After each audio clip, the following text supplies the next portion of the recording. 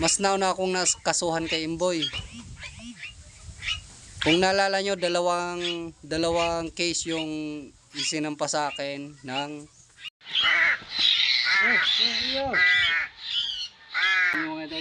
lapit daw. Ito ang tunay ng kwento, Alberto Pino, sa aksyon araw-araw mismo. Hindi lang lakas, kundi respeto, hunter na may puso at direksyon sa mundo. Alberto Pino aka Kupinohan, mula Masbate hanggang Gubat ang galaw ay lantad. So mil milagros, saksi sa simula, tunay na buhay, tunay na laban, Kupinohan talaga. Alberto Pino aka Kupinohan, mula Masbate hanggang Gubat ang galaw ay lantad. So mil milagros, saksi sa simula, tunay na buhay, tunay na laban, Kupinohan talaga. Mga idol, bago tayo magpatuloy, sasagutin ko muna yung comment na to. Isang solid subscriber natin. So, thank you Dol sa pag-comment. So, bale Dol, wala naman talaga akong permit pa about sa pag-alaga ng mga hayop o mga ibon dito sa amin. Pero nung nag-rescue na may na-rescue akong mga ibon dito, nung nalala nyo yung mga lawin tsaka kwago, dinala ko yun sa DNR. So yun, napag-usapan din namin doon na yun nga, ititrain nila ako, ititrain about sa pag-rescue, para daw kahit dito sa amin pwede na akong mag-rescue ng mga ibon, kahit anong hayop na mga wildlife pwede nating i-rescue. Yun yung napag-usapan namin nun. Kaso nga lang, hindi pa rin ako natawagan, o sabi nila tatawagan lang kasi ako kung may medyo malapit na ititrain sila, isasama nila ako. So yun, wala akong permit ha mga idol, wala akong permit. Tsaka tong mga inalagaan ko mga idol, hindi naman to yung kinuha ko sa mga pugad. Itong mga to, yung alaga natin ngayong uwak at saka yung mga kulito na to, minsan may nagko-comment sa akin sa video natin na meron daw sila binibigay sa akin. Tapos yung iba naman, itong tatlong kulito na to, nung pumunta ako sa Barangay Tigbaw, nung bumisita ako sa kapatid ko, doon ko to nakita. Hiningi ko yun, kaya nabigay naman sa atin kasi nahirapan daw silang mag-alaga din kasi yung pag pinapakain nga sa mga kulito, mga prutas, hirap sila. So nung dito na, tirinay ko din sa yung booster, kaya napalaki natin sila na malulusog din. So ipapakainin din natin sila ng mga prutas.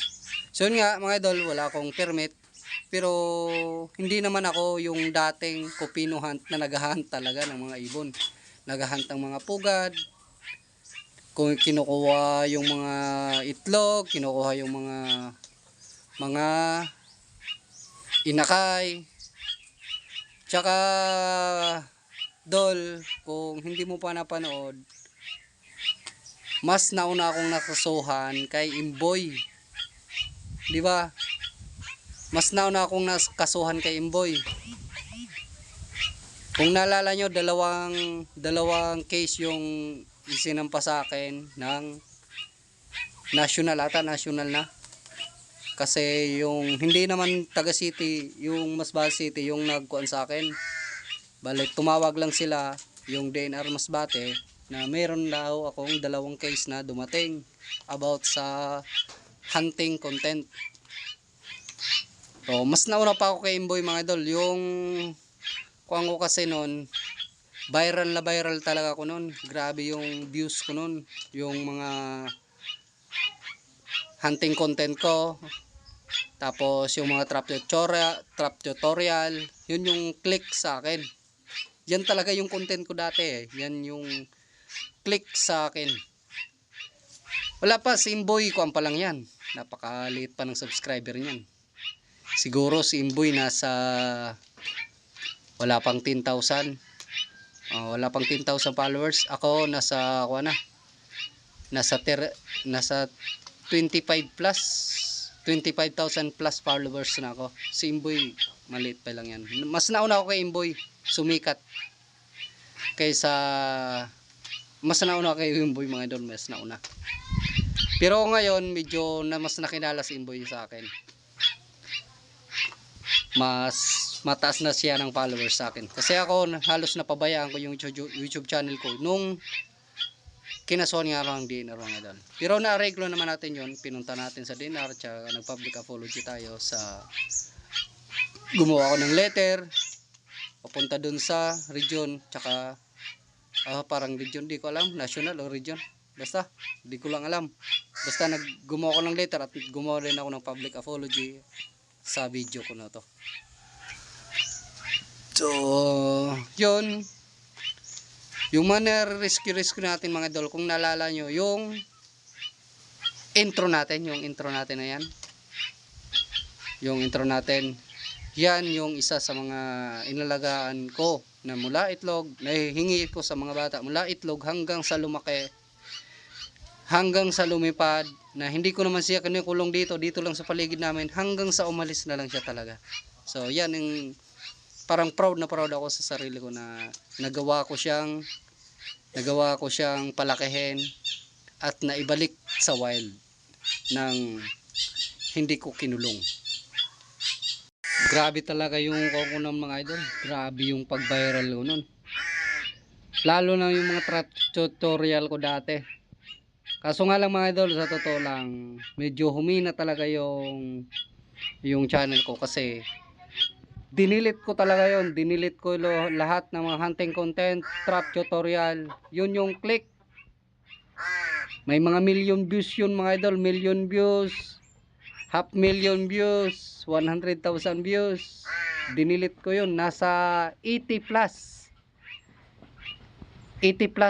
video yung dinilit ko. Tapos yung upload ko noon mga idol, nasa magto 200 plus pa lang. Magto 200 pa lang. Tapos nag-delete ako ng mga nasa 80 plus video. Grabe yung dinilit ko mga idol. Kaya bagsak na bagsak talaga yung YouTube channel ko nung dinilit ko yun. Nagkamali nga lang ako mga idol, dapat hindi ko dinilit. In-publish ko na lang kaya private. Grabe pala impact mga idol pag nag-delete ka ng video sa YouTube. Grabe yung impact. Grabe. Bagsak na bagsak talaga yung channel ko nun. Ay nako. So yun mga idol, pinaliwanag ko lang kasi hindi ko to nakuhanan sa comment mo, hindi ko na replyan. Kaya pinaliwanag ko na lang sa inyo, sa mga viewers natin, pinaliwanag ko na walang problema mga idol kung kunin man to ng DNR, walang problema sa akin kasi hindi ko naman to talaga tukuhan. Hindi naman talaga natin to sila pero nagbabalak lang ako na kung pwede tayong magpa-breed sa kanila sa mga ganitong klaseng ibon kasi bihira to mga kulito, bihira. Marami pero bihira kang makakuha ng pugad kasi nga sa matataas na niyog, na mga patay na niyog, mahirap mong makuha. Pero try natin kung sakali pa-breed tayo nito. Kinulong ko na muna si Aki mga idol kasi yung tanim kong yung mga seedlings ko, kasi sa ngayon mga idol, grabe yung tinatrabaho ko, yung palayan, tsaka nagkuhan din ako ng taniman ng mga gulay. Ito, seedlings ko, pinupunta ni Wake, kinulong ko na naman muna. Ayan kanina, ayan yung mga seedlings ko, kamatis, sili, talong, marami yan. Napakarami ng seedlings ko. Kinukuha ni Waki. Bali yung mga seedlings ko dito. Kahit dito lang sa amin mga idol, napakalapad ng matataniman kasi. Ayan, may mga tanim akong kalabasa dito lang mismo sa amin. Doon talaga sa unahan, sa may palayan ko, malapit sa palayan ko, napakalapad ng tanim kong kalabasa. Nasa 30 pesos na din kasi yung presyo ng kalabasa. Halos dati 5 piso, 10, isang piraso.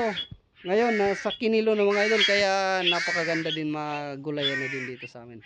So yun mga idol, papatuloy tayo sa kuha natin, sa mga kulito natin. Magpapakain na tayo. Yo. Mga idol, papakain na naman tayo sa mga alaga natin. Yan.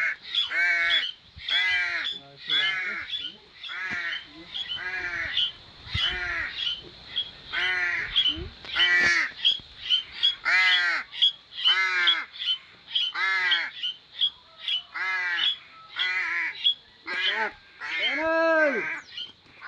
Ah!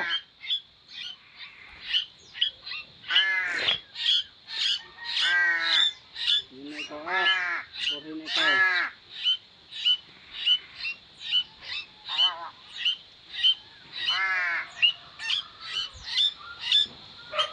Tignan nyo mga idol, lapit-lapit lang.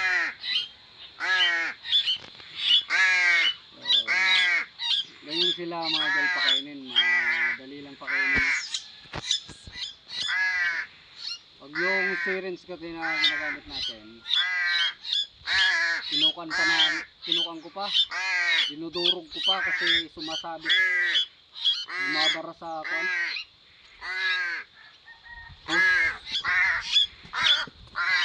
Ayaw, kaluluoy man na. Nako.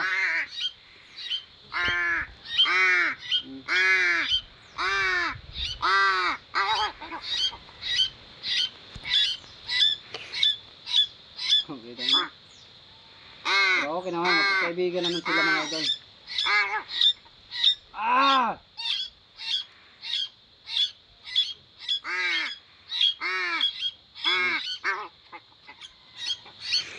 Grabe sakit na ang kaniwak eh.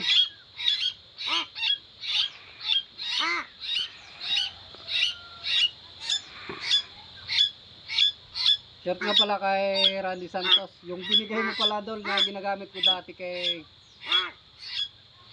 Bagsik.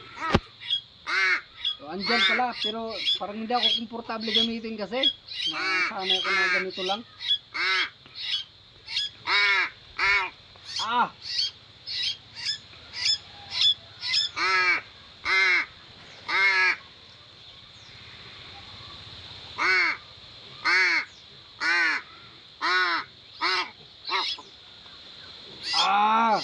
Grabe suwak eh.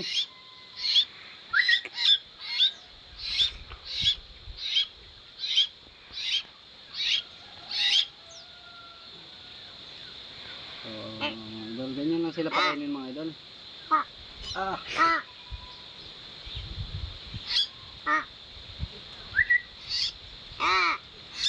Parang sa tingin ko mga idol, ito yung babae, yung maliit, ito. Parang iba kasi yung kung anong sa ulo niya. Sa tingin ko lang, di ko naman alam kung saan dito yung lalaki at babae. Pero parang ito yung maliit, yung babae.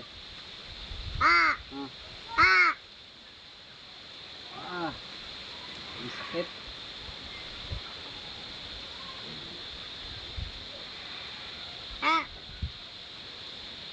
Mga idol, nakakapagod.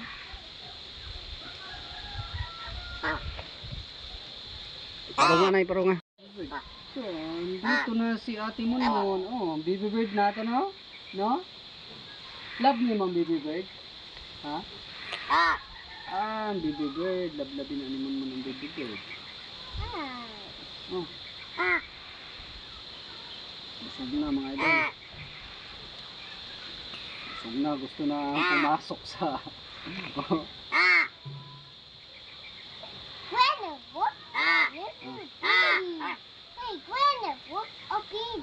Oh, baby. So, ayan mga idol, dito lang muna video natin kasi yun, may bibili kasi yung taga-video natin. Yung tindero. So, ayan. Babalik na natin, busog na. So, ayan mga idol. O, tingnan nyo yung isa. Kala niya kuha niya yung pumasok na siya. So, babalik na natin siya doon. Humipad.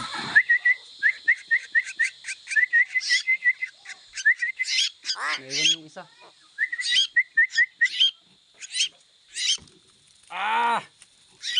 So yun mga idol, hanggang dito lang muna video ko. Shoutout na sa inyo lahat at thank you sa suporta. So yan.